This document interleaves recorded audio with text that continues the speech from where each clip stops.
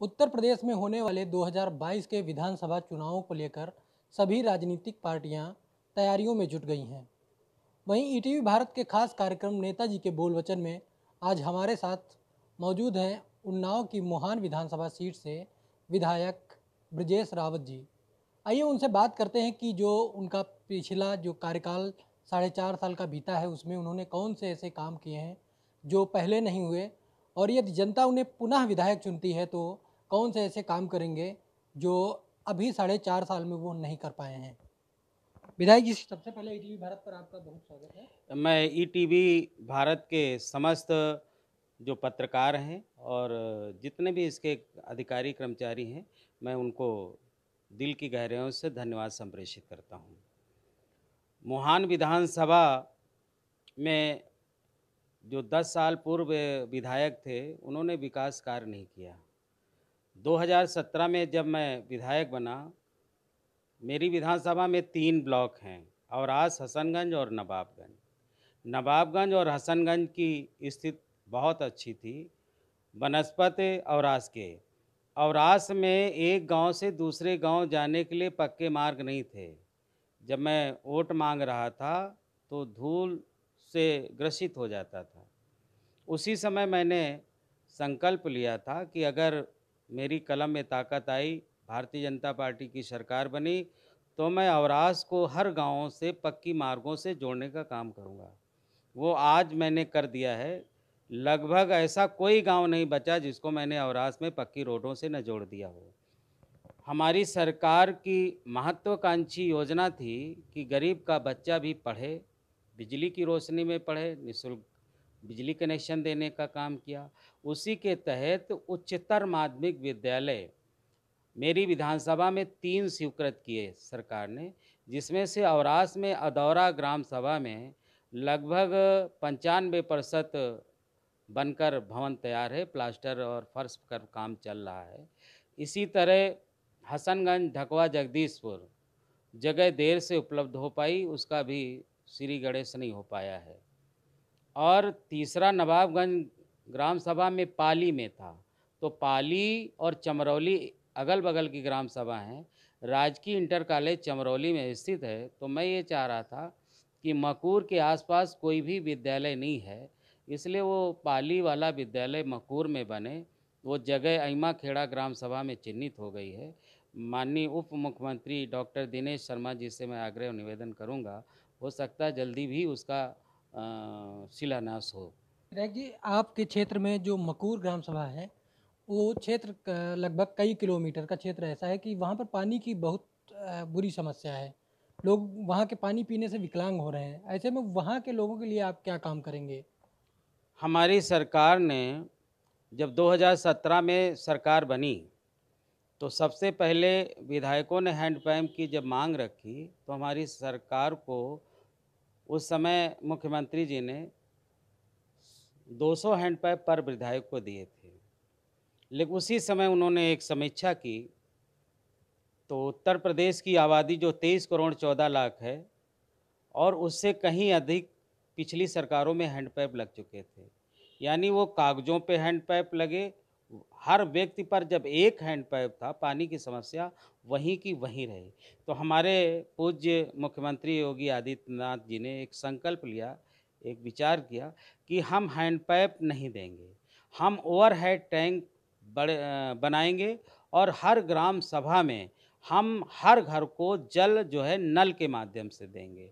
दर्शकों को बता दें कि विधायक जी जब राजनीति में आए उससे पहले ये अध्यापक भी रहे हैं। विधायक जी, अध्यापक के नज़रिए से अगर आप देखेंगे तो शिक्षा के क्षेत्र में उन्नाव में मुझे लगता है कि काफ़ी काम होने की ज़रूरत है। ऐसे में आपने काम कुछ किया, बताया अभी आपने, आगे क्या काम करेंगे और शिक्षा के क्षेत्र में। हमारी सरकार शिक्षा के क्षेत्र में पूरे प्रदेश में काम, पूरे प्रदेश नहीं पूरे देश में काम करे। कायाकल्प एक योजना का नाम है और कायाकल्प योजना के तहत जो प्राइमरी और जूनियर विद्यालयों को अभी फोकस किया गया है, वहाँ हमारे गरीब का बच्चा पढ़ने जाता है। अब शिक्षा के क्षेत्र में आपका प्रश्न था, तो प्राइमरी में विद्यालय में हमारी कायाकल्प योजना के तहत उसका डेवलपमेंट किया गया, टाइल्स अच्छे लगाए गए, पत्थर लगाए गए और उसको अच्छे से रंग रोगन किया गया, प्रेरणादायक चित्र बनाए गए, अच्छे से उसमें स्लोगन दोहे लिखे गए कि गरीब का बच्चा भी उन बातों को पढ़कर अपने जीवन में अमल में लाए और अपने देश की सेवा करे, अपने परिवार की सेवा करे, राष्ट्र का नाम रोशन करे, अपने गाँव का नाम रोशन करे, अपने माँ-बाप के लिए भी सहारा हो। ऐसी हमारी सरकार, शिक्षकों की जो कमी थी उसमें भी हमारी सरकार ने शिक्षकों की भर्ती करने का काम किया और जो शिक्षक रह गए हैं उनको भी हमारी सरकार निकट भविष्य में भरेगी। विधायक जी, जो चुनावी सरगर्मियां हैं वो अपने सवाब पर हैं।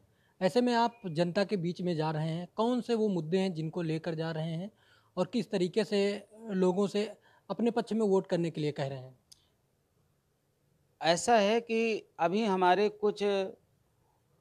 क्षेत्र की कुछ ऐसी समस्याएं थी, जैसे हमारा मलिहाबाद का पिछवाड़ा पड़ता है, मैंगो बेल्ट है, फल पट्टी कहा जाता है। तो मेरा अपना मानना था ये घूरा मऊ ग्राम सभा है, उसमें 200 से 250 बीघे ज़मीन ग्राम सभा की पड़ी हुई है और आगरा एक्सप्रेसवे के किनारे ये ग्राम सभा पड़ती है। तो मैंगो से बनने वाले, आम से बनने वाले ऐसे प्रोडक्ट, चाहे वो जूस के रूप में हो, चाहे सॉलिड के रूप में हो, चाहे चॉकलेट के रूप में हो, बहुत से ऐसे प्रोडक्ट जो आम के माध्यम से बन सकते हैं। तो मैंने मुख्यमंत्री जी से विधानसभा में उठाया था, उसका सर्वे हुआ, लेकिन अभी सर्वे के बाद सर्वे के अधिकारियों ने क्या रिपोर्ट दी है, वो अभी हमें जानकारी नहीं हो पाई है। इसी तरह से नवाबगंज ब्लॉक में एक महनौरा गाँव है, जो हमारा NH 25 था, आज 27 हो गया है। इसी से सटा हुआ एक महनौरा ग्राम सभा है। लगभग 4 साढ़े 400 बीघे वहाँ भी सरप्लस ज़मीन ग्राम सभा की पड़ी है। आए दिन कब्जे-वब्जे को लोग लेके विवाद होता रहता है।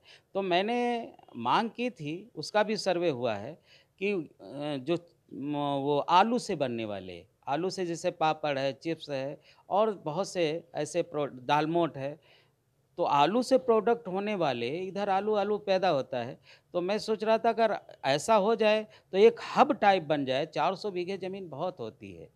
तो लोगों को रोज़गार भी मिल जाएगा और बहुत से हमारे जो युवा हैं, माताएँ, बहनें हैं, उनको भी एक रोज़गार मिल जाएगा। हमारा जो किसान आलू से जुड़ा हुआ है, अच्छा प्रोडक्ट करता है, तो एक उसको उचित दाम मिल जाएगा और एक ही स्थान पर आने-जाने का भी बढ़िया मार्ग है, चाहे लखनऊ जाएँ, कानपुर जाएँ, दिल्ली और बड़े महानगरों से कनेक्टिविटी है, जोड़ने का मार्ग है। इसी तरह से हमारा औरास है। औरास में एक सीमाओं ग्राम सभा है, वहाँ भी लगभग 100 सवा 100 बीघे ज़मीन सरप्लस है, राजस्व के अधिकारियों के अनुसार। तो व उधर का चावल पैदा होता है, धान पैदा होता है। तो चावल से बनने वाले प्रोडक्ट हैं, उससे भी लाई बनती है, दालमोट बनती है, चिप्स, पापड़ और बहुत से चावल से बनने वाले प्रोडक्ट हैं। अगर वहाँ भी हब लगे, क्योंकि उधर आगरा एक्सप्रेसवे नज़दीक है, तो हम आगरा एक्सप्रेसवे नज़दीक होने की वजह से अब ये पूर्वांचल तक उधर जोड़ता है, पूर्वांचल एक्सप्रेस लखनऊ से। इधर हम लोग दिल्ली तक जुड़ जाते हैं सीधे, दिल्ली से उधर परवल और पंजाब, हरियाणा जुड़ जाता है। एक बहुत बड़ा ये रूट है और अगर ऐसा बन जाता है तो लोगों को रोज़गार भी मिल जाएगा और हमारे किसानों को धान-वान बेचने में कोई दिक्कत नहीं होगी। उनका उचित मूल्य भी मिल जाएगा और हमारा जो वो हब बनेगा, फैक्ट्रियाँ लगेंगी, उनको रॉ मटेरियल भी मिल जाएगा। ऐसे ये 3 काम जो हमारे अधूरे रह गए हैं, अगर मुहान की सम्मानित जनता ने हमें दोबारा सेवा करने का अगर अवसर दिया, तो मैं विश्वास दिलाता हूँ कि ये 3 समस्याओं को मैं लेकर चुनाव भी लड़ूँगा और ये जनहित से जुड़ा हुआ मुद्दा है। तो लगभग लोगों को रोज़गार भी मिलेगा और हमको लगता है कि हमारा भी सपना पूरा होगा, हमारी सरकार की मंशा भी पूरी हो जाएगी कि गाँव के लोगों को हम गाँव में ही रोज़गार दें, वो बड़े महानगरों की तरफ पलायन न करें।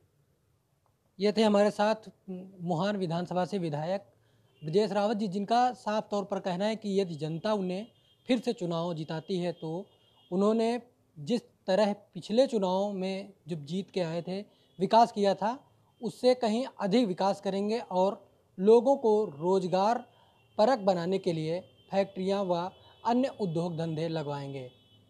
पंकज कुमार, ईटीवी भारत, उन्नाव।